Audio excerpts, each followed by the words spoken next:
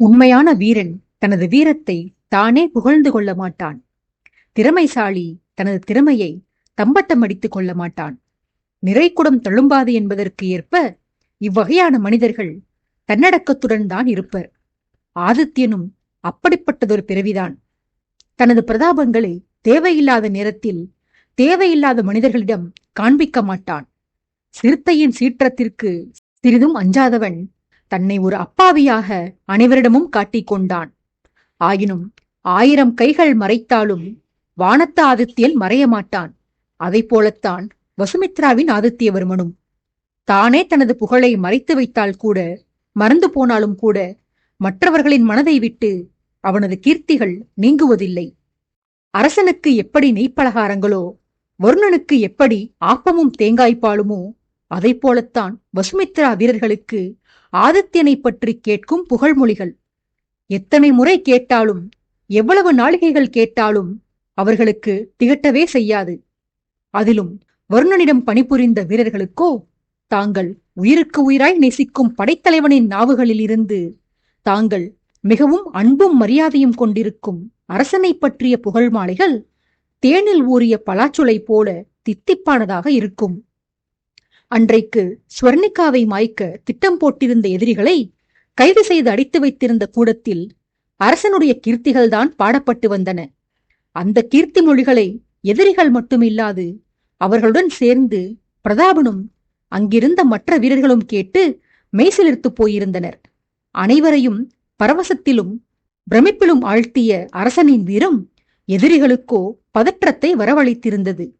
ஏற்கனவே இரு அரக்கர்களுக்கும் அவர்களது அசுர படையினருக்கும் நடுவில் அகப்பட்டு கொண்டு நடுநடுங்கி போய் அமர்ந்திருந்த அம்மனிதர்கள் மூவருக்கும் ஆதித்யனின் அசாத்திய துணிச்சலை பற்றி வருணன் கூறிய கதை அவர்களுக்குள் இருந்த கொஞ்ச நஞ்ச தைரியத்தையும் குலைத்து போட்டிருந்தது. அதிலும் பகைவர்கள் மாட்டிக்கொண்டிருக்க ஆதித்யன் உறங்கி ஓய்வெடுக்க மாட்டான், அவசியம் தானும் வந்து சித்திரவதைகளை நிகழ்த்துவான் என்று வருணனிடம் பிரதாபன் உறுதிபட கூறியதை கேட்ட எதிரிகளுக்கு அந்த கணமே பூமி பிளந்து தங்களை விழுங்கிவிடக் கூடாதா என்று எண்ணம் தோன்றியது. சிறுத்தையே படாத பாடு படுத்தியவன் சிக்கிய மனிதர்கள் தங்களை லேசில் விட்டுவிடுவானா என்ற பயம் அவர்களது நாடி நரம்புகளில் பரவியிருந்தது. அவர்களுடைய இதய துடிப்பை எகிரச் செய்யும் பொருட்டு ஆதித்யன் அங்கு வந்து சேர்ந்தான். அவனது வேகத்தில் அத்தனை ஒரு படபடப்பு. எங்கே தான் வருவதற்கு முன்னர் எதிரிகளின் கதையை முடித்து விடுவார்களோ என்ற பரிதவிப்பு அவனுடைய நடையில் தெரிந்தது. சைலன் மாளிகைக்கு வந்து அங்கு பகைவர்கள் உயிருடன் இருப்பதை கண்ட பிறகுதான் ஆதித்யனுக்கு நிம்மதி தோன்றியது. நந்தகோபாலரின் தம்பி மகன் மகதனது உயிர் பறிக்கப்பட்டு விட்டது என்று அரவிந்தன் சொல்ல கேட்ட ஆதித்யன் அந்த காரியத்தை செய்த தன் வீரர்களை சுற்றும் முற்றும் திரும்பி பார்த்தான். அவர்களோ இந்த பூனையும் பால் குடிக்குமா என்கிற உடல் மொழியில் சாந்த சுரூபிகளாகவும் அதே சமயத்தில் தனது திடீர் வரவை கண்டு அஞ்சியும் நின்றிருந்தார்கள். அதனை கண்ட ஆதித்யன் அப்பாவியான தான் அந்த பாதகர்களுக்கு மத்தியில் மாட்டிக்கொண்டது போல அரவிந்தனிடம் புலம்ப, வருணன் அருகில் வந்து, தாங்கள் மிகவும் அப்பாவிதான் பிரபு. சற்று முன்னர்தான் தாங்கள் ஆரண்யபுரியில் சிறுத்தையிடம் சண்டையிட்ட கதையை கூறி முடித்தேன். அப்பாவி செய்யும் காரியம்தானே அது. இதோ உங்களை சுற்றி நிற்கும் உங்களது வீரர்கள்தான் பாவிகள், தாங்களோ அப்பாவி. சிறுத்தையுடனும் மத யானையுடனும் மோத வேண்டுமெனில் எத்தனை பயந்த சுபாவம் கொண்டிருக்க வேண்டும் தாங்கள், ஐயோ பாவம் என்றான் கிண்டலாக. ஆதித்யன் அவனது கருத்தை புறக்கணிப்பவன் போல தலையை வலமிடமாக ஆட்டிக்கொண்டு, கையில் மயக்கப்பொடியை வைத்துக் கொண்டு விலங்குடன் சண்டையிடுவது அத்தனை கஷ்டமான காரியமில்லை வருணா. என் அன்னை நீலாதேவியே அந்த காரியத்தை எளிதில் செய்து முடிப்பார். என் தந்தையும் வேங்கையை துரத்தி கொண்டுதான் காட்டினுள் சென்றிருக்கிறார். ஆகையால் இது நான் மட்டுமே செய்த அரும்பெரும் காரியம் ஒன்றுமில்லை. இதில் பெருமைப்பட்டு கொள்ளவும் எதுவும் இல்லை என்றான் தன்னடக்கத்துடன். அச்சமயம் அரவிந்தன் உணர்ச்சி பெருக்கில் அரசனை பக்கவாட்டில் இருந்து அணைத்துக் கொண்டு, இதுதான் பிரபு தன்னடக்கம் என்பது. உலகமே தங்களை பாராட்டினாலும் தாங்கள் அந்த பாராட்டுக்களை தங்கள் தலையில் ஏற்றுக்கொள்வதில்லை. இதனால்தான் தாங்கள் அனைவராலும் பாராட்டப்படுகிறீர்கள். தாங்கள் மட்டும்தான் வீரத்திருமகன் என்று எண்ணியிருந்தேன். ஆனால் தங்களது தந்தையும் தாயும் வீரத்தில் சிறிதும் தங்களுக்கு சளைத்தவர்கள் அல்ல என்பதை சமீபத்தில் உங்கள் வாய்மொழிகளை கேட்டுதான் உணர்ந்து கொண்டேன் என அரவிந்தன் சிலாகித்துச் சொல்லி வர, அரசனை அணைத்திருந்தவனை விலக்கிவிட்ட வருணன், அதை வேறு விதமாக கூட சொல்லலாம் அரவிந்தா. குடும்பத்தில் அரசர் ஒருவர்தான் வீட்டுக்கு அடங்காதவர் என்று எண்ணியிருந்தோம். ஆனால் இவரது மொத்த குடும்பமுமே அப்படித்தான் போல. உடன் இருப்பவர்களை பதறச் செய்வதே இவர்கள் குடும்பத்தினருக்கு வேலை. பாவம் என் பெற்றோர்கள். சக்கரவர்த்தியிடமும் அரசியாரிடமும் அவர்கள் என்னென்ன பாடுகள் பட்டனரோ என அரவிந்தனிடம் நொந்து கொண்டான். ஆதித்யன் முறைப்போடு, என்னடா வாய் நீளுகிறது? முன்பெல்லாம் என் தந்தையை மட்டும்தான் குறை சொல்லி வந்தாய். இப்போது என் தாயையும் உன் பட்டியலில் சேர்த்து கொண்டாய்.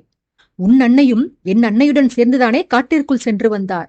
என் பெற்றோரால் அவர்கள் பாதிக்கப்பட்டிருந்தார்கள் எனில் இப்போது என்னடா என் தாயை தேடி அவர்கள் சென்றிருக்க வேண்டும்?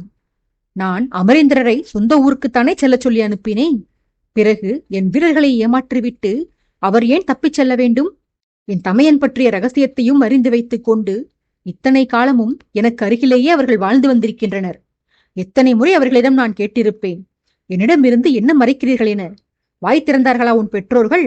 ஆனால் ஒரு வகையில் அவர்களை பாராட்டியே தீர வேண்டுமடா. உன் பெற்றோர் உன்னைப் போல விசுவாசம் கெட்டவர்கள் இல்லை. என் தந்தையின் ஆணைக்கிணங்கி எனக்கு சொந்தமான விஷயத்தை என்னிடமிருந்தே மறைத்து வருகின்றனர். நினைவு தெரிந்த நாளிலிருந்து அமரேந்திரர் என் அன்னையை தன் தங்கையாக பாவித்து அவரை பாதுகாத்து வந்திருக்கிறார். இன்றளவும் என் அன்னையின் பாதுகாப்பிற்காக பாடுபடுகிறார். ஆனால் நீயோ கேவலம் ஒரு துரோகிக்காக என்னை பகைத்து கொண்டு என்னை நீங்கிச் சென்று விட்டாய். அதிலும் அந்த வைஷாலி உன்னை காதலித்திருந்தாலும் கூட பரவாயில்லை. காதலுக்காக என்னை எதிர்த்தாய் என்று நிம்மதி கொள்ளலாம். ஆனால் உனக்கே அவள் துரோகம்தான் செய்து வந்திருக்கிறாள். அவளுக்காக போய் என்னை பகைத்துக் கொண்டு சென்று விட்டாயடா. உனது இந்த தகாத நடவடிக்கை பிடிக்காததால்தான் உன் பெற்றோரே உன்னை தூக்கி எறிந்துவிட்டு சென்று விட்டனர் என்று வருணனை வசைபாடி வந்தான் ஆதித்யன். இத்தனை நேரமும் அரசனின் புகழை தளபதியின் வாயால் கேட்கப்பெற்று மகிழ்ந்திருந்த மெய்க்காவலர்கள் அவ்விருவருக்கும் இடையே நடந்த வாக்குவாதங்களை கேட்ட பின்பு வாடிப்போயினர். எப்பொழுதெல்லாம் அரசனும் தளபதியும் இணைந்து விடுவர் என்று நம்பிக்கை பெறுகிறார்களோ அப்போதெல்லாம் ஏதாவது ஒரு பிரச்சனை கிளம்பி இருவருக்கும் இடையே மறுபடியும் விரோதம் மூண்டு வந்தது. அரசர் என்ற மரியாதை இல்லாமல் தளபதி அடிக்கடி வாய்ப்பேசி விடுகிறார். இத்தனைக்கும் சற்று முன்னர்தான் பிரபுவிடம் அடி வாங்கி வந்திருக்கிறார். காயங்களில் குருதி கூட இன்னும் காயவில்லை. அதற்குள்ளாக அடுத்த சிண்டலை ஆரம்பித்து விட்டார் என மனதினுள் புலம்பி வந்தனர் அந்த வீரர்கள். அரசனுக்கு பதில் கூறும் விதமாக, என் பெற்றோரைப் போல நான் பிழைக்கத் தெரியாதவன் இல்லை பிரபு. அவர்கள்தான் பக்தி விசுவாசம் என்ற பெயரில் பெற்ற மகன் என்னை புறக்கணித்துவிட்டு தங்கள் அரசியை தேடி சென்றிருக்கின்றனர். இத்தனை வருடம் அரசிக்காக பாடுபட்டு அவர்களுக்கு கிடைத்தது என்ன? தங்குவதற்கு ஒரு வீடு கூட இல்லை. அவர்களது வீட்டையும் பறித்து எனக்கு அன்பளிப்பாக கொடுத்த மாளிகையும் பறித்து என் பெற்றோரை கோட்டையை விட்டு விரட்டிவிட்டீர்கள். உங்கள் தாய்க்கு இங்கு நேர்ந்த சம்பவங்கள் எல்லாம் தெரியாமலா இருந்திருக்கும்? எங்கோ மறைந்து வாழ்ந்தாலும் நமது அன்றாட நிகழ்வுகளை அவர் அவசியம் அறிந்து கொண்டுதான் வருவார். அப்படி இருக்க தனக்கு உண்மை ஊழியம் செய்த மனிதர்களுக்கு அவர்களுக்குண்டான ஊதியத்தை பெற்றுத்தராமல் போனதற்கு காரணம் என்ன? காரணம் நான் சொல்லவா? நாங்கள் எல்லாம் உங்கள் குடும்பத்தினருக்கு அடிமை.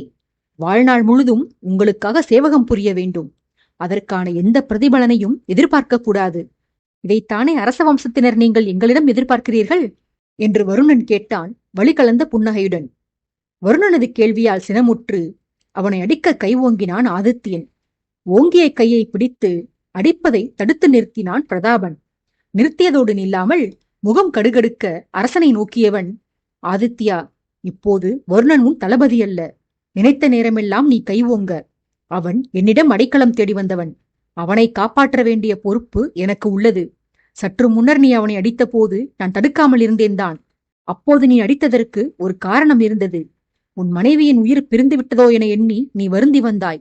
அந்த ஆற்றாமையால் நீ வருணனை அடித்ததால் நான் குறுக்கிடவில்லை. ஆனால் இப்போது உன் அகங்காரத்தினால் அவனை அடிக்கிறாய். உனக்கு மரியாதை கொடுக்க வேண்டிய கட்டாயம் இவனுக்கு இல்லை. ஏனெனில் இப்போது அவன் உன் சேவகன் இல்லை என அரசனிடம் இறைந்தான்.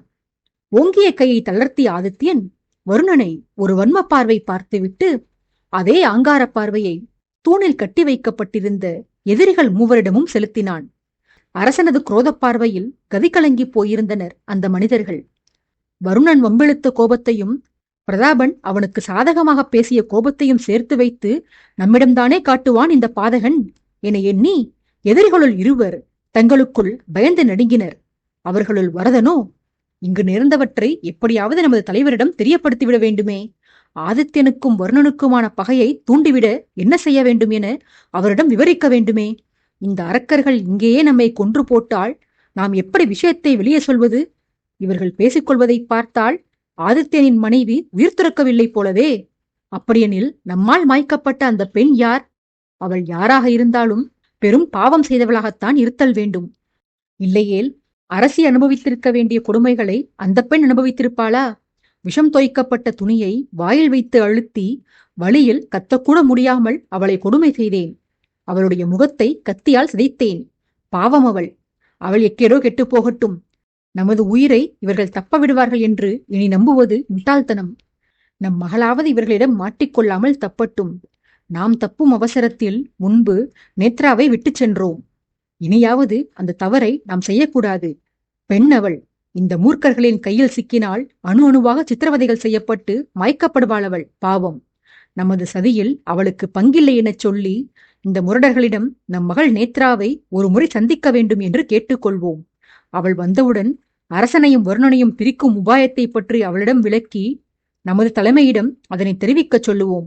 பரிசாக கிடைக்கப் போகும் பொக்கிஷங்களை அனுபவிக்க நாம் தான் உயிருடன் இருக்க மாட்டோம். எஜமானர்களுக்கு விசுவாசமாக இருந்து நமது மகளாவது செல்வங்களை அனுபவித்துவிட்டு போகட்டும். இப்படியெல்லாம் மனதினுள் எண்ணி திட்டம் போட்டு வந்தான் வரதன். பாவம், அந்த நிமிடம் வரை அவனுக்கு தெரியாது அவனால் கொடூரமாக மயக்கப்பட்டது அவன் பெற்ற மகள்தான் என்று. கூடத்தில் இருந்த அனைவரது உள்ளங்களிலும் பலவிதமான உணர்ச்சி அலைகள். வசுமித்ரா வீரர்களுக்கோ அரசனுக்கும் தளபதிக்குமான விரோதத்தை நினைத்து கவலை. ஏற்கனவே இருந்த அந்த வருத்தம் போதாதென்று அவர்களை பிரிக்க பால்ய நண்பன் என்ற பெயரில் வந்து இறங்கியிருந்த பிரதாபன் வேறு. அடித்தாலும் உதைத்தாலும் அரசனுக்கும் வருணனுக்கும் இடையே அன்பும் அந்யோன்யமும் இருந்து வந்தது வீரர்கள் அனைவருமே அறிந்ததுதான். ஆனால் மூன்றாவது நபர் அவர்களிடையே புகுவது அவ்வீரர்களுக்கு பிடிக்கவில்லை. பிரதாபனின் தலையீடு நண்பர்களின் நட்பை சிதைக்கும் என்று வருந்தினர் அவ்வீரர்கள். வசுமித்ரா வீரர்களுக்குத்தான் இந்த உணர்ச்சி போராட்டமே தவிர அதே அறையில் இருந்த அரவிந்தன் மற்றும் பிரதாபனின் வீரர்களின் மனங்களில் வேறு விதமான எண்ண அலைகள் எழுந்தன. ஏனெனில் அரசனை எச்சரித்த பின்பாக ஆதித்யனை நோக்கி பிரதாபன் காட்டியிருந்த கஞ்சாடையை அவர்கள் அனைவரும் தெளிவாக கவனித்திருந்தார்கள். காரசாரமாக உரையாடிய மூவரையும் உன்னிப்பாக கவனிக்க தவறியிருந்தனர் வசுமித்ரா வீரர்கள். தானும் அரசனும் சண்டையிட்டால் அதை எதிரிகள் எப்படி கொண்டாடுவர் என்று தெரிந்து கொள்ள வருணன் ஆர்வமாக இருந்தான். அதனால்தான் ஆதித்யனிடம் வம்பிழுத்தான். இந்த நாடகத்தை பற்றி முன்கூட்டியே அவர்கள் அரசனுடன் சேர்ந்து திட்டம் போட்டிருக்கவில்லை. இருந்தாலும் வாக்குவாதத்தை ஆரம்பித்த உடனேயே கஞ்சாடையின் மூலம் அரசனுக்கு தெரியப்படுத்தியிருந்தான் வருணன். ஜாடையை புரிந்து கொண்ட அரசனும் வருணனும் பிரதாபனும் போட்ட நாடகத்திற்கு ஒத்துப்போனான். பிரதாபன் பேசி முடித்தவுடன் எதிரிகள் மூவரின் உள்ளத்தை தான் ஊடுருவினான் ஆதித்யன். வரதனின் எண்ணத்தை துல்லியமாக அறிந்து கொண்ட அரசனின் இதழில் ஒரு மந்தகாச புன்னகை தவழக் கண்டான் வருணன். அடுத்த கட்ட பணியை செய்வதற்காக தொண்டையைச் செருமிய வருணன், அண்ணா விடுங்கள், இப்போதைக்கு அரசரை மன்னித்து விடுவோம். பிரபுவை விட நாம் விரைந்து கவனிக்க வேண்டியது எதிரிகளான இந்த 3 ஜந்துக்களையும் தான். விசாரணை முடியும் வரை அரசருடன் நாம் இணக்கம் கொள்ளுதல் இன்றியமையாதது. ஏனெனில் நாம் இருப்பது அரசருடைய ராஜ்யத்தில். நம்மிடம் சிக்கியிருப்பது அரசருடைய எதிரிகள். இந்த விசாரணையில் நமக்கு வேலை இல்லை என்று நம்மை வெளியே செல்ல சொல்லிவிட்டால் பிறகு நமக்கு பொழுது போகாதே. ஆகையால் சிறிது நேரத்திற்கு அரசருடன் நமக்கு பகை வேண்டாமண்ணா என கோபமே இல்லாத பிரதாபனை பொய்யாக சமாதானப்படுத்தினான் வருணன். அச்சமயம் ஆதித்யன் அரவிந்தனை அழைத்து, அடே தம்பி, கத்தி எடுத்தவனுக்கு கத்தியால் தான் சாவு என்று கேள்விப்பட்டிருக்கிறாயா? எனில் விஷம் வைத்து என்னை மாய்க்க எண்ணியவனுக்கு அதே விஷத்தால் தான் மரணம் நேர வேண்டும். நேராக என் அறைக்குச் செல். அங்கே மேஜை மீது ஒரு விஷக்குப்பி வைத்திருப்பேன். பத்திரமாக அதனை எடுத்து வா. விஷம் எப்படி வேலை செய்கிறது என நான் ஆராய்ச்சி செய்யப் போகிறேன் என்று எனச் சொல்லி அரவிந்தனை அனுப்பி வைத்தான் அரசன். விஷத்தை பற்றி கேட்டவுடன் வரதனுக்கு பயம் தோன்றிவிட்டது. காணாமல் போயிருந்த குப்பியை அவன் எங்கெங்கோ தேடியிருந்தான். இறுதியில் அது அரசன் கையில் அகப்பட்டிருந்தது என்று அறிந்த பிறகு அவனுக்கு உதறல் எடுத்தது. இத்தனைக்கும் முன்பே இந்த விஷயம் குறித்து வரதனின் கூட்டாளிகளுள் ஒருவன் அவனுக்கு எச்சரித்திருந்தான் தான். இருந்தும் லட்சியத்தை நிறைவேற்றுவதிலும் பொன் பொருளை பெறுவதிலும் குறியாக இருந்ததனால் வரதன்தான் அதை கவனித்திருக்கவில்லை. வரதனின் மன ஓட்டத்தை புரிந்து கொண்டு விட்ட ஆதித்யன் குரூர புன்னகையோடு வரதனை நெருங்கி வந்தான். என்ன நண்பா, ஏன் இத்தனை பதற்றம்? உன் மீது விஷம் தெளித்து விடுவேன் என்று அஞ்சுகிறாயா? மாட்டேனடா. ஏனோ உன்னை எனக்கு மிகவும் பிடித்திருக்கிறது. உன்னை கொல்ல எனக்கு மனமில்லை. நான் கேட்பதற்கு உண்மையை மட்டும் கூறு. உன்னை உயிருடன் விட்டுவிடுகிறேன். நீ சொல்வது உண்மையென எனக்கு தெரிய வந்தால் உனக்கு இன்னொரு சலுகையும் அளிக்கிறேன். அது என்ன சலுகை தெரியுமா என சத்தமாக கேட்டு வந்தவன் பின்பு குரலை தாழ்த்தி வரதனின் காதோரமாகச் சென்று, அந்த சலுகை வருணனின் உயிர்தான். நீ உன் பெண் மூலமாக வருணனை மயக்கலாம் என்றுதானே திட்டம் போட்டிருந்தாய். அதற்காகத்தானே உன் மகளை வருணனை தொடர்ந்து செல்லும்படி ஏவி விட்டிருந்தாய். அனைத்தையும் நான் அறிவேனடா. வருணனை உன்னிடமே நான் ஒப்படைக்கிறேன். அவனை நீ என்ன வேண்டுமானாலும் செய்து கொள். இப்படியாக வரதனுக்கு மட்டுமே கேட்கும்படி மெல்லிய குரலில் சொல்லி வந்த அரசன் பின்பு சத்தத்தை கூட்டி, இது என் வாக்கு. ஆதித்யன் ஒருபோதும் வாக்கு தவறியதில்லை. ஆனால் நிபந்தனை யாதெனில், உன்னை அனுப்பியது யார், அவர்களது நோக்கம் என்ன என்பதையெல்லாம் நீ எனக்கு தெளிவாக சொல்ல வேண்டும். அப்படி கூறினாயெனில் உன்னையும் உன் மகளையும் உயிருடன் விட்டு விடுவேன். என் கோபத்தை உனது நண்பர்கள் மற்ற இருவரையும் கொன்று நான் போக்கிக் கொள்கிறேன். நான் கொடுக்கப் போகும் சலுகையை நீ உன் எஜமானனிடம் கொடுத்து அவன் கொடுக்கும் பொக்கிஷங்களை பெற்றுக் கொள்ளலாம். பின்பு நீ ஆசைப்பட்டபடி உன் மகளுக்கு ஒரு நல்வாழ்க்கை ஏற்படுத்தி கொடுக்கலாம் என்று ஆசை காட்டினான். அரசனின் வாக்குறுதிகளை கேட்டு வந்தவர்களில் வசுமித்ரா வீரர்களுக்கு எந்த ஐயமும் ஏற்படவில்லை. தங்கள் அரசனை பற்றி அவர்கள் நன்கு அறிந்திருந்தவர்கள் ஆதலால் வரதனிடம் உண்மையை வாங்க அவனது மகளுடைய மரணத்தை அவனிடமிருந்து அரசன் மறைக்கிறான் என்பதை புரிந்து கொண்டனர். ஆனால் பிரதாபனின் வீரர்களுக்கு ஆதித்யனின் சாமர்த்தியம் அவ்வளவாக தெரிந்திராததால் அவர்களுக்கு குழப்பம் ஏற்பட்டது. சற்று முன்னர்தானே வரதனுடைய மகள் சடலமாக கிடந்தாள். பிறகு எப்படி அவளை வரதனுடன் அனுப்ப முடியும்? ஒருவேளை அவள் போன இடத்திற்கு பிரபு வரதனை அனுப்புவாரோ என்னவோ என தங்களுக்குள்ளேயே முணுமுணுத்துக் கொண்டனர். வரதனோ இப்படியானதொரு வாய்ப்பு தனக்கு கிடைக்கும் என்று அவன் கனவிலும் கருதியிருக்கவில்லை. தன் உயிரை காத்துக் கொள்வதற்கு கிடைத்த அரிய சந்தர்ப்பத்தை தவறவிடக்கூடாது என அவன் உறுதியாக இருந்தான். ஆதலால் அவன் அரசனிடம், பிரபு, தங்கள் உடன்படிக்கையை நான் ஏற்றுக்கொள்கிறேன். எனக்கு தெரிந்த அனைத்து உண்மைகளையும் தங்களிடம் ஒப்பித்து விடுகிறேன். ஆனால் தாங்கள் பேச்சு மாறக்கூடாது என ஆதித்யனிடம் மன்றாடினான். இதை கேட்டு வந்த வரதனின் கூட்டாளிகளில் ஒருவனோ, அட துரோகியே, தப்பிக்க உனக்கு ஒரு சந்தர்ப்பம் கிடைத்தவுடன் எங்களையெல்லாம் கைவிட்டு விட்டாயேடா. எங்கள் உயிரை காப்பாற்ற வேண்டும் என்று நீ என்ன மறுக்கிறாயே? நீ ஒரு சந்தர்ப்பவாதியடா. விருப்பமில்லாது இருந்த என்னை வற்புறுத்தி ஆசை காட்டி இந்த பணியில் ஈடுபடுத்தியது நீதான். எங்களையெல்லாம் மாய்த்துவிட்டு நீ மட்டும் தப்பலாம் என்று கருதுகிறாய். உன் மகளுக்கு என்னவானது என்று கூட அக்கறை கொள்ளாதவன் நீ. எனக்கு அவளை மனமுடித்து தருவதாக முன்பு வாக்களித்திருந்தாய். அதை மறந்து இப்போது உன் உயிரை காத்துக் கொள்வதற்கு என் உயிரை பணயம் வைக்கிறாயேடா. மனம் நொந்து சபிக்கிறேன். உனக்கு நல்ல மரணமே நேராது. உனது மரணம் எங்களுக்கு நேரப்போவதை விட கொடூரமாக இருக்குமடா. உன்னை நல்லவன் என நம்பி உன் வார்த்தைகளை கேட்டு உனக்கு உதவி புரிய வந்தாளே என் நேத்ரா, பாவமடா அவள். உன்னை கொடூரமாக வாய்த்த பின் உன் மகளுடன் நான் அவசியம் இணைவேனடா. உனது கெட்ட புத்திக்கு நரகத்திற்கு சென்றும் நீ கொடூரமாக வதைப்படப் போகிறாய் என சாபம் கொடுத்தான் அவன். அவர்களுடைய பேச்சில் ஆதித்யன் குறுக்கிடவில்லை. நடுவில் ஏதோ பேசுவதற்கு முயன்ற வருணனையும் கை நீட்டி பேசவிடாமல் தடுத்தான் அரசன். வரதனுக்கு சாபம் கொடுத்தவனின் பெயர் குகன். குகன் தனது வாக்குமூலத்தை அரசனிடம் கொடுக்க முன்வர அவனை முந்திக் கொண்டு உண்மைகளை கூறி தன்னை காத்துக்கொள்ள முற்பட்டான் மூன்றாமவனான குமரன். ஒருவேளை தன்னை மன்னிக்க அரசனுக்கு எண்ணம் வராவிட்டாலும் பரவாயில்லை. குறைந்தது வரதனையும் குகனையும் அரசன் உயிருடன் விடக்கூடாது என்று எண்ணம் கொண்டான். ஆதலால் அரசனின் கேள்விக்கு தானே பதில் கூற துவங்கினான். கேள்விக்கான பதிலை குகன் சொல்லிவிட்டால் அரசன் அவனை விடுவித்துவிட்டு தன்னை கொன்று போட்டு விடுவானோ என அஞ்சி குமரனை முந்திக் கொண்டு தான் பதில் சொல்ல முயன்றான் வரதன். வாக்குமூலம் அளிப்பதற்கு மூவருக்குள்ளும் பலத்த போட்டி நிலவியது. மூவரும் ஒரே நேரத்தில் பேசி வந்ததால் அங்கே பேச்சொலிகளுக்கு பதில் கூச்சல் ஒலிகள்தான் கேட்டன. ஆதித்யன் காதை பொத்திக் கொண்டு, அடே நிறுத்துங்களடா மூவரும், பதில் சொல்லச் சொன்னால் ஓலம் போடுகிறீர்கள். விசாரிக்க வேண்டிய விதத்தில் நானே விசாரித்துக் கொள்கிறேன் என எரிச்சலுடன் இறைந்தான். ஆதித்யன் மூவரையும் நோக்கி, உங்கள் எவர் மீதும் எனக்கு நம்பிக்கை வரவில்லையடா. நான் மூவரிடமும் தனித்தனியே விசாரிக்கப் போகிறேன். உங்கள் மூவரது கருத்துக்களும் வேறுபட்டதாக இருந்தால் மூவருக்குமே கொடுமையான சித்திரவதைகள் கிடைக்கும். ஒன்று உண்மையை கூறுங்கள், அல்லது மாட்டிக்கொண்டால் என்ன செய்ய வேண்டும் என உங்களை அனுப்பியவன் சொல்லிக் கொடுத்திருப்பானே, அதை ஒரே போன்று சொல்லி தப்பித்துக் கொள்ளுங்கள் என்று கைதிகளிடம் அறிவுறுத்தி வந்தவன் குகனை கூடத்திலேயே இருக்கச் சொல்லிவிட்டு பிரதாபனையும் வருணனையும் பார்த்து ஆளுக்கு ஒருவனாக அழைத்து கொண்டு வேறு வேறு அறைகளுக்குள் சென்று வாக்குமூலம் வாங்குமாறு கூறினான். பிரதாபனுடன் செல்ல வரதனும் குமரனும் மறுத்தனர். குகனும் ஆதித்தனிடம் வாக்குமூலம் அளிக்க பயந்து நடுங்கி தான் வருணனிடம் உண்மைகளை தெரிவிப்பதாக கூறினான். வருணனிடம் பதில் சொல்ல தயாராக இருந்த மூவருமே பிரதாபனுடனும் ஆதித்யனுடனும் பேச அஞ்சினர். அதிலும் குறிப்பாக பிரதாபனுடன் செல்லவே மாட்டோம் என்று மூவருமே அடம்பிடித்தனர். காலையில் வாங்கியிருந்த அடி அவர்களை பயத்தில் ஆழச் செய்திருந்தது.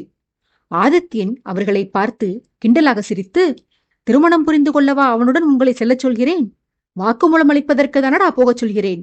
உண்மையை கூறிவிட்டால் உங்களை தொடக்கூட மாட்டானவன். தைரியமாக சென்று வாருங்கள். அவனே மனைவிக்கு பயந்துதான் நாட்டை விட்டு ஓடி வந்திருக்கிறான். நீங்கள் அவனைக் கண்டு பயப்படுகிறீர்கள். அது சரி, வருணனுடன் செல்ல ஆயத்தமாக உள்ளீர்கள். அவன் என்ன சாந்த சொரூபியா? சில மாதங்களுக்கு முன்பு அவன் என் தளபதியாக இருந்த காலத்தில் நீங்கள் என்னை கொல்ல வந்திருக்க வேண்டும். அப்படி வந்திருந்தீர்கள் என்றால் அவனது குரோதம் என்னவென்று நீங்கள் அறிந்திருப்பீர்கள். எனது வாழ்வித்தையை மட்டுமல்ல மடையர்களே, எனது மூர்க்கத்தனத்தையும் அப்படியே பிரதிபலிப்பவன் வருணன். பிரதாபன் முகத்தை கடுகடுப்போடு வைத்துக் கொண்டு அடிப்பான். வருணன் நகைச்சுவையாக பேசி சிரித்தபடியே அடிப்பான். அவ்வளவுதான் வித்தியாசம். ஆதலால் அடம் பிடிக்காமல் அவனுடன் செல்லுங்களடா என விரட்டினான் ஆதித்யன்.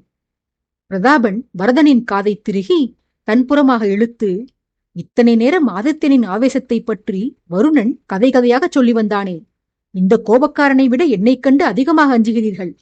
நான் உங்கள் வாயை உடைத்தேன், அவ்வளவுதான். அதற்கு போய் என்னை கண்டு பயப்படுகிறீர்களேடா? என்னை பார்த்தால் மூர்க்கனாக தெரிகிறதா உங்களுக்கு என வரதனின் காது கழன்று வரும்படி திருகியவாறே அவனை அறைக்குள் இழுத்துச் சென்றான். அந்த பெரிய கூடத்தின் இன்னொரு மூலைக்கு குமரனை இழுத்துச் சென்ற வருணன் அவனிடம் விசாரணை நடத்தினான். இறுதியாக இன்னமும் தூணில் சாய்ந்து அமர்ந்திருந்த குகனிடம் சென்ற அரசன் அவனுக்கு முன்பாக போடப்பட்டிருந்த பலகையில் அமர்ந்து விசாரணையை துவங்கினான். சொல் குகா, உனக்கும் வரதனுக்கும் என்ன சம்பந்தம்? நீ எப்படி அவனுடன் கூட்டணி வைத்துக் கொண்டாய்? உங்களுக்கெல்லாம் கட்டளையிட்டு அனுப்பிய உங்கள் எஜமானன் யார்? உனக்கு தெரிந்த விவரங்களையெல்லாம் ஒன்றுவிடாமல் கூறு என்று கேட்டான். குகன் பதில் கூற துவங்கினான். பிரபு, நாங்கள் மூவருமே சந்திரபுரி நாட்டைச் சேர்ந்தவர்கள். அந்தகார காட்டிற்கு அருகே வசித்து வந்தவர்கள் நாங்கள். நானும் குமரனும் அண்டை விட்டினர்கள். குமரன் எனக்கு மாமன் முறையினன். வரதன் அடுத்த தெருவில் வசித்தவன். வரதனும் குமரனும் நண்பர்கள். சிறு வயதிலிருந்தே எனக்கு நேத்ராவின் மீது அளவில்லாத காதல் இருந்து வந்தது. ஆனால் அவள் எனக்கு பிடிகொடுக்கவே மாட்டாள். நானும் விடாமல் அவளை துரத்தி வந்தேன். என்றைக்கேனும் ஒரு நாள் என் மீது அவளுக்கு காதல் பிறந்துவிடும் என்று ஆசையில் காத்திருந்தேன். அவளுக்கும் காதல் பிறந்தது. ஆனால் என் மீது அல்ல, தங்கள் தளபதி வருணன் மீது காதல் தோன்றியது. நாங்கள் காட்டுக்கு அருகே வசித்து வந்ததால் அவ்வப்போது காட்டில் கிடைக்கும் தேன், மூலிகைகள் என பல பொருட்களை விற்பதற்காக சந்திரபுரி கோட்டைக்கு வந்து போவோம். நேத்ராவுக்கு அரசிமார்கள் அணியும் ஆடை ஆபரணங்கள் என்றால் கொள்ளை இஷ்டம். ஆதலால் அவள் பெண்கள் பகுதிக்கு சென்று நாங்கள் கொண்டு செல்லும் பொருட்களை கொடுத்து அதற்கு ஈடாக வஸ்திரங்களை வாங்கி வருவாள். நேத்ராவின் கலகலப்பான இயல்பின் காரணமாக இளவரசிகள் சுபத்ராவுக்கும் வைஷாலிக்கும் அவளை மிகவும் பிடிக்கும். கோட்டைக்குள் சென்றால் பொருட்களை அரை நாளிகையில் விற்று தீர்த்து விடுவாள். ஆனால் மணிக்கணக்கில் இளவரசர்களுடன் அமர்ந்து கதை பேசுவாள். நானும் அவளுக்காக பொறுமையுடன் காத்திருந்து அவளை வீட்டிற்கு அழைத்துச் செல்வேன். நான் நேத்ராவிடம் காட்டிய அக்கறையை கண்டுவிட்டு வரதன் எனக்கே அவன் பெண்ணை மணமுடித்து தருவதாக வாக்களித்திருந்தான். நானும் பலவித கனவுகளோடு நிழல் போல அவளை தொடர்ந்து வந்தேன். நேத்ரா வெளிப்படையாக என்னிடம் காதலை சொல்லாவிடினும் என்னிடம் நெருக்கம் காட்டுவாள், சிரித்து சிரித்து பேசுவாள். அவளது செயல்பாடுகளை கண்டபோதில் என்றைக்காவது ஒரு நாள் அவள் என்னை விரும்ப ஆரம்பித்து விடுவாள் என்று ஒரு நம்பிக்கை எனக்குள் அபரிமிதமாக இருந்தது. வாழ்க்கை இன்பமாகத்தான் ஓடிக்கொண்டிருந்தது எனக்கு. அந்த இன்பமெல்லாம் தாங்களும் தளபதி வருணனும் சந்திரபுரி வந்து சேரும் வரையில்தான். கோட்டையில் தங்களை வரவேற்க மன்னர் விழா எடுத்த போது தன்னையும் அழைத்துச் செல்ல சொல்லி என்னை நச்சரித்தாள் நேத்ரா. அவளுக்கு அரசபோகம், ஆடம்பரமான விழாக்கள் என்றால் மிகவும் பிடிக்கும் என்று உணர்ந்து நானும் அவளை அழைத்து வந்திருந்தேன். முதலாக வருணனை தங்கள் அருகில் கண்ட பின்னால் நேத்ராவிற்கு சித்தம் தடுமாறி போனது. தளபதி மீது தீராத காதல் கொண்டாள் அவள். காளை சண்டை, நகர்வலம் என எங்கெல்லாம் தளபதி தங்களுடன் சென்றாரோ அங்கெல்லாம் நேத்ராவும் உங்களை பின்தொடர்ந்து வந்தாள். அவளை நான் தொடர்ந்து வந்தேன். சக்கரவர்த்தியை காண வேண்டும், தனியாகச் செல்ல பயமாக இருக்கிறது, துணைக்கு வா என்று கூறித்தான் ஒவ்வொரு இடத்திற்கும் என்னை அழைத்துச் சென்றாள். ஆனால் சென்ற பின்னர்தான் தெரிந்தது அவள் தங்களை தரிசிக்க வரவில்லை, தங்கள் தளபதியை தரிசிக்கவே வந்திருந்தாள் என்று. எனது காதலி இன்னொரு ஆடவனை காதலிக்க என்னை அறியாமல் நானே உடன் சென்று வந்திருந்தேன். அதை எண்ணி பார்க்கையில் எனக்கு என் மீதே அளவு கடந்த வெறுப்பு உண்டானது. என்னை காயப்படுத்திக் கொண்டு என் வாழ்க்கையை பிரியமாக்கிக் கொள்ள நான் விரும்பவில்லை. அதுபோல நான் காதலித்த நேத்ராவையும் கைவிட விரும்பவில்லை. மொத்தத்தில் என் கோபம் அனைத்தும் நேத்ரா விரும்பிய வருணன் மீது திரும்பியது. வருணன் உயிருடன் இருக்கும் வரையில் என் காதலி என்னை திரும்பி பார்க்க மாட்டாள். ஆதலால் வருணனை மாய்த்துவிட வேண்டியதுதான் என முடிவு செய்தேன். கோட்டைக்குள் எனக்கு பல அதிகாரிகளுடன் நல்ல பழக்கம் இருந்தது. அவர்களின் உதவியுடன் நீங்கள் அங்கு தங்கியிருந்த காலந்தோறும் நான் கோட்டையிலேயே தங்கி வருணனுடைய செயல்பாடுகளை கவனித்து வந்தேன். அவர் அதிகாலையில் பயிற்சிகள் மேற்கொள்வதை என் கண்ணார கண்டேன். அவ்வளவுதான். தளபதியை மாய்க்கும் எண்ணம் அடியோடு என் மனதிலிருந்து நீங்கிவிட்டது. பயிற்சியின் போதே அற்புதமாக சண்டையிட்டார் அவர். சக பயிற்சியாளர்கள் எவரும் தளபதியை நெருங்கக்கூட முடியவில்லை. வீரர்களுக்கே இந்த கதி என்றால் நாமெல்லாம் அவரது ஒரு அடிக்கு தாங்க மாட்டோம் என்று உணர்ந்து நேத்ராவை தளபதியிடமிருந்து பிரிக்க வேறு ஏதேனும் சூழ்ச்சிகள் செய்யலாம் என்று கருதினேன். அப்போதுதான் தளபதி யாரையாவது காதலிக்கிறார் என்று கூறிவிடலாம் என்ற யோசனை எனக்குள் தோன்றியது. தங்களுடன் பெண்கள் பலரும் அந்த பயணத்தில் வந்திருந்ததை கண்டேன். அவர்களுள் ஒருவரை தேர்ந்தெடுக்கலாம் என்று கருதிய போது வாகினி என்ற பெண்தான் வருணனுக்கு பொருத்தமானவள் என்று எனக்கு தோன்றியது. ஆதலால் அவர்கள் இருவரையும் இணைத்து காதலர்கள் என என் நேத்ராவிடம் கதை கட்டிவிட்டேன். அவள் ஆரம்பத்தில் என்னை நம்பவில்லை. எனது வார்த்தைகளை சந்தேகித்தாள். ஆனால் நானோ அவளை நம்ப வைக்கும்படியாக பல அலங்கார வார்த்தைகளை உதிர்த்தேன். வசுமித்ராவில் சாதாரண வீரர்களுக்கே அத்தனை ரசிகைகள் இருப்பார்கள். அப்படி இருக்க சக்கரவர்த்தியின் நெருங்கிய தோழருக்கு ரசிகைகள் இல்லாமலாயிருப்பர்? பிரபுவின் வலதுகையே அவர்தான். வருணனை மணந்து கொள்பவளுக்கு ஆதித்தபுரி கோட்டையில் தனி அங்கீகாரமும் மரியாதையும் கிடைக்கும். இது நாடே அறிந்த விஷயம்தான். அப்படி இருக்க தளபதியை மணந்து கொள்ள போட்டி பொறாமைகள் இல்லாமலாயிருக்கும்? நீ ஒருத்திதான் அவரை காதலிக்கிறாய் என்று நினைக்காதே நேத்ரா. சற்று கண்களை திறந்து உற்றுப்பார். நம் நாட்டில் எத்தனை பெண்களின் பார்வை தளபதியின் மீது படிந்துள்ளது என்று. அரசரை வசியப்படுத்துவது அத்தனை சுலபமல்ல. ஆதலால் அந்தஸ்தை பெற விரும்பும் பெண்கள் அரசருக்கு உற்ற தோழனாக இருக்கக்கூடிய வருணன் மீதே கண் வைப்பர். ஆனால் யார் யாரெல்லாம் தளபதியை அடைய ஆசைப்படுகிறார்கள் என்பது தேவையற்ற விஷயம். ஏனெனில் அவருக்கு இருக்கும் அந்தஸ்திற்கு அவர் தினம் ஒரு பெண் மீது ஆசை கொள்வார். அவர் யார் மீது மகிழ் கொண்டிருக்கிறார், யாரை நிரந்தரமாக தன் வாழ்க்கையை துணையாக்கிக் கொள்ள விரும்புகிறார் என்பதே நாம் கவனிக்க வேண்டிய விஷயம். நான் கவனித்த வரையில் அரசரது பணிப்பெண் வாகினி என்பவளின் மீதுதான் தளபதி மோகம் கொண்டிருக்கிறார்.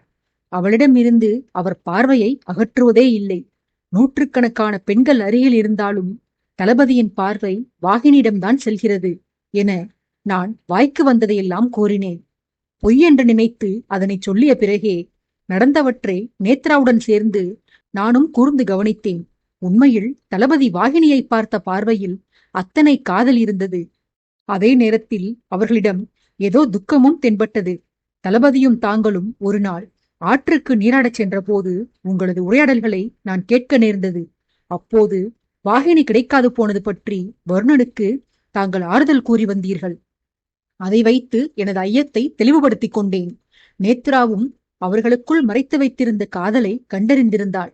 ஆனால் அவ்விருவரது காதலும் தோல்வியுற்றது பற்றி நான் அவளிடம் கூறவில்லை. அது தெரிந்தால் வருணனை அடைய தனக்கு தடை எதுவும் இருக்காது என்று இன்புறுவாளே என உணர்ந்து வருணனின் காதலை மிகைப்படுத்தி வர்ணித்து வந்தேன் நான்.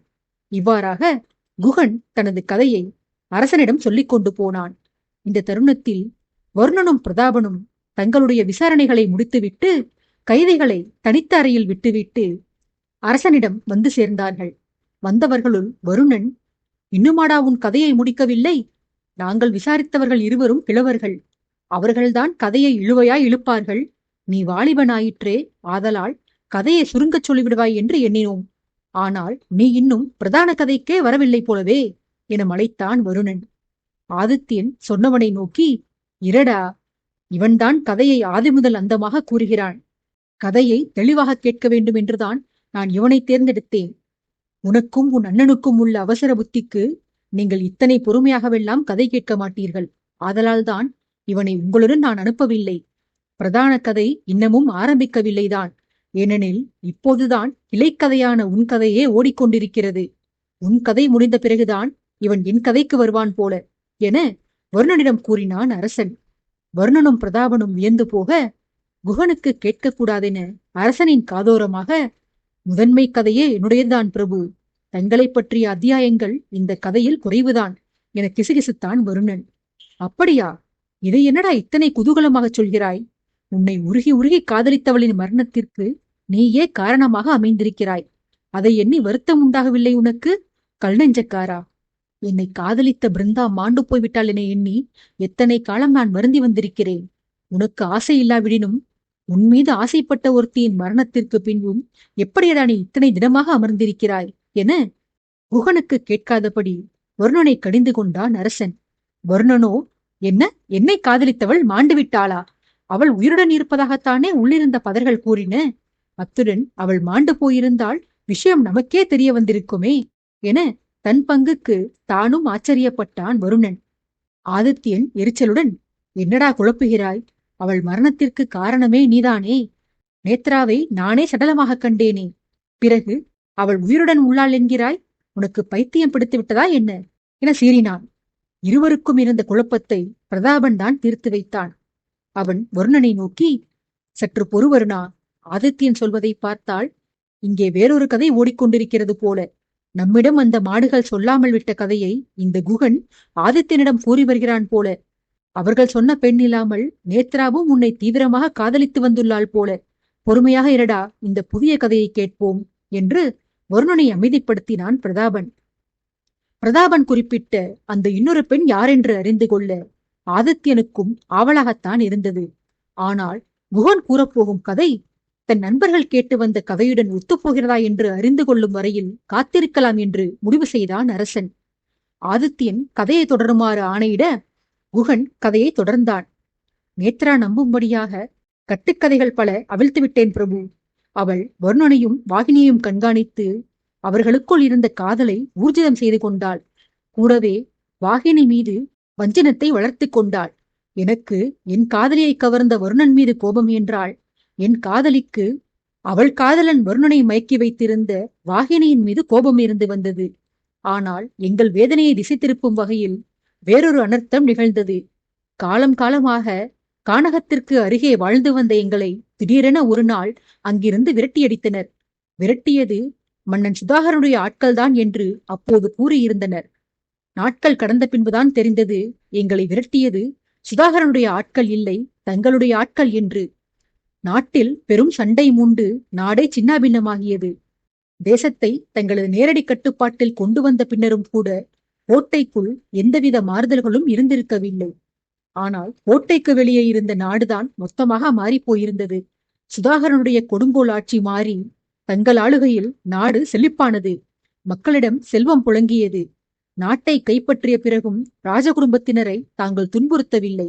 அவர்களுக்கு முழு சுதந்திரம் கொடுத்திருந்தீர்கள். முன்பை போல நேத்ரா கோட்டைக்கு சென்று இளவரசிகளை கண்டுவர எந்த தடையும் இருந்திருக்கவில்லை. அப்படி சென்று வந்த வேளையில்தான் சுபத்திரையும் வைஷாலியும் சக்கரவர்த்தி தங்களுக்கு எதிராக சதிபுரிய திட்டம் போட்டிருக்கிறார்கள் என்று தெரிந்து கொண்டாள். நேத்ராவின் நோக்கம் தங்களை காப்பதல்ல, தனது காதலன் வருணனை காப்பது. தாங்கள் நலமுடன் இருந்தால்தான் தளபதி நலமுடன் இருப்பார். ஆகையால் அப்பெண்களை பற்றி தங்களை எச்சரிக்க பலமுறை தங்களுக்கு ஓலைகள் அனுப்பினாள். ஓலைகள் உங்களை வந்து சேர்ந்தது போல தெரியவில்லை பிரபு. தங்கள் கோட்டைக்குள் இருக்கும் அதிகாரம் பொருந்திய எவரோ அந்த ஓலைகள் தங்களை வந்தடையாதபடி தடுத்து வந்திருக்க வேண்டும். தங்களை எச்சரித்து விட்டோம் என்ற நிம்மதியில் ஆதித்தபுரியில் என்ன நிலவரம் என்று நாங்கள் அறியாமல் போய்விட்டோம். வருடங்கள் கடந்தன. நேத்ராவுக்கு தளபதியை சந்திக்க வேண்டும் என்ற ஆசையும் வளர்ந்தது. அவள் என்னிடம் வந்து தன்னை ஆதித்தபுரிக்கு அழைத்துச் செல்லச் சொல்லி உதவி கோரினாள். தளபதியை அவள் சந்திப்பது எனக்கு பிடிக்காவிட்டாலும் நேத்ராவுடன் தனிமையில் பயணப்படலாம் என்ற ஆசையில் நான் அதற்கு ஒப்புக்கொண்டேன் பிரபு. சந்திரபுரியின் முன்னாள் அரசியான சுபத்ராவின் தாயிடம் நேத்ராவிற்கு அறிமுகம் இருந்தது. ஆகையால் அவரிடம் ஆதித்தபுரி கோட்டைக்குள் தேனும் மரச்சாமான்களும் விற்பதற்காக செல்லவிருக்கிறோம், எங்களை உள்ளே அனுமதிக்கச் சொல்லி ஒரு சிபாரிசு பத்திரம் எழுதித்தாருங்கள் என்று கேட்டுக்கொண்டோம். அவரிடம் பெற்ற அந்த கடிதத்தை வைத்துக் கொண்டு தங்களது கோட்டைக்குள் வந்தோம். தேன் விற்கும் சாக்கில் கோட்டையின் வீதிகளுக்குள் நடமாடினோம். தளபதியை கண்டுவிட வேண்டும் என நேத்ரா தவித்தாள். அங்கு விசாரித்த பின்புதான் தளபதிக்கு திருமணம் முடிந்து ஒரு மகனும் பிறந்துவிட்டான் என்று செய்தி கேள்விப்பட்டோம். அதை கேட்ட எனக்கு என் பாதையில் இருந்த தடைக்கற்கள் அகன்றதைப் போன்று நிம்மதி உண்டானது. ஆனால் அதே திருமணச் செய்தி நேத்ராவின் நெஞ்சத்தை குமுறச் செய்தது. அவள் கண்ணீர் வடித்தாள். அவளை சமாதானப்படுத்த எவ்வளவோ போராடினேன், முடியவில்லை பிரபு. கோட்டைக்குள் அழுது கொண்டிருந்தால் வீணில் எவரு கண்களிலாவது பட்டு பிரச்சனை உண்டாகும் என்று அஞ்சி அவள் வயிற்று வலியால் அழுகிறாள் என்று பொய் கூறி கோட்டையை விட்டு அவளை வெளியே அழைத்துச் சென்றேன். ஆளரவமில்லாத வனாந்திரம் ஒன்றுக்கு அவளை அழைத்து போனேன். அங்கு காலையில் தொடங்கியவள் இரவு வரை கண்ணீர் வடித்தாள்.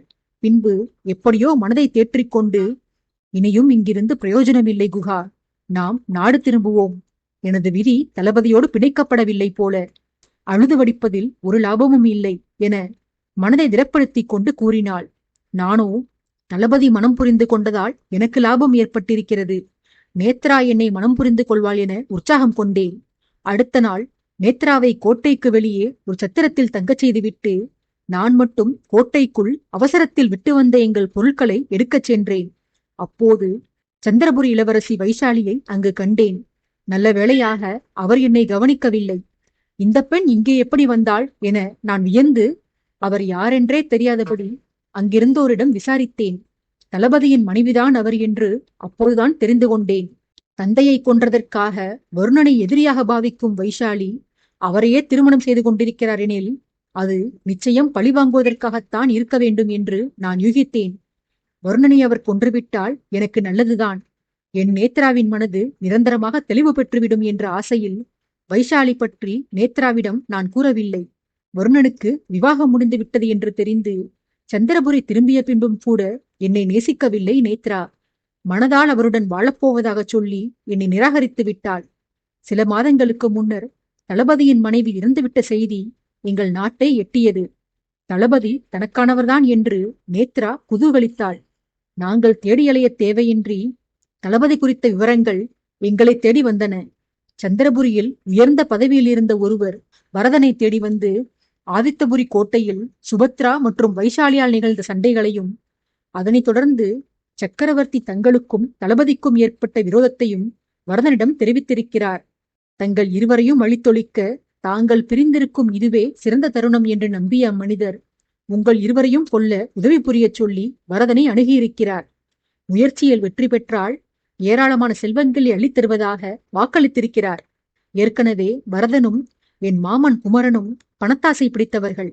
இதில் சக்கரவர்த்தியை மாய்த்தால் அரசாங்கத்தில் ஒரு பெரிய பொறுப்பு கிடைக்கும் என நம்பி அவர்கள் இந்த பணியை செய்ய ஒப்புக்கொண்டனர். நேத்ரா வருணனை காதலிக்கும் விஷயம் அவளுடைய தந்தை வரதனுக்கே தெரியாது. எனக்கு மட்டுமே தெரிந்த ரகசியம் அது. ஆனால் அந்த மர்ம நபர் நேத்ரா பற்றிய விவரங்களை அறிந்து கொண்டு அவளையும் இந்த காரியத்தில் பயன்படுத்த வேண்டும் என்று உத்தரவிட்டிருக்கிறார். ஏனெனில் பெண்கள் என்றால் வருணன் இறக்கப்படுவார் என்று அம்மனிதர் அறிந்து வைத்துள்ளார். ஆனால் வரதன் அதை தவறாக புரிந்து கொண்டு பெண்கள் விஷயத்தில் வருணனுக்கு சபலம் அதிகம் என மாற்றி அர்த்தம் செய்து கொண்டு தளபதியை மயக்கி தன் காரியத்தை சாதித்துக் கொள்ளலாம் என திட்டம் போட்டான். நேத்ரா என்னைத்தான் தீவிரமாக காதலிக்கிறாள் என நம்பி வந்தான் வரதன். அவனுக்கு அறிவு என்பது அறவே கிடையாது. நான் வந்தால் நேத்ராவும் என் பின்னால் வந்து விடுவாள் என நம்பி இந்த திட்டத்தில் என்னையும் பங்கெடுத்துக் கொள்ளச் சொல்லி வேண்டினான்.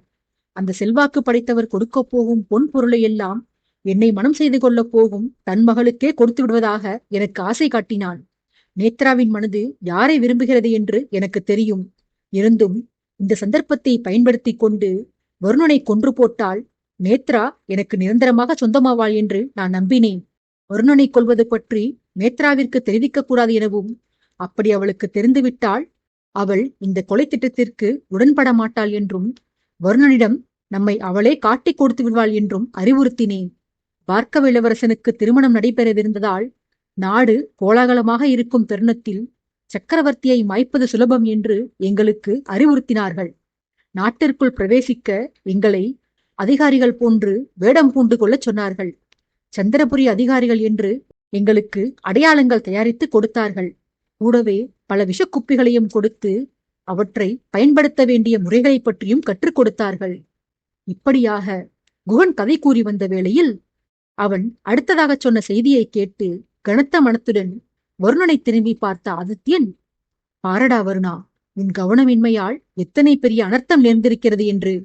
நேத்ரா எல்லா கதையையும் உன்னிடம் முன்பே சொல்லியிருக்கிறாள். நீதான் எதனையும் காது கொடுத்து வாங்கவில்லை. கருத்து மொத்தத்தையும் வாகினி மீது வைத்து விட்டதால் அருகில் இருந்தவளின் வார்த்தைகள் உன் செவியில் விழவில்லை. அன்றைக்கு குமுத பர்வதத்தில் நான் இழைத்த தவறை இன்று பார்க்கவத்தில் நீ இழைத்து விட்டாயடா என்று வருந்தினான்.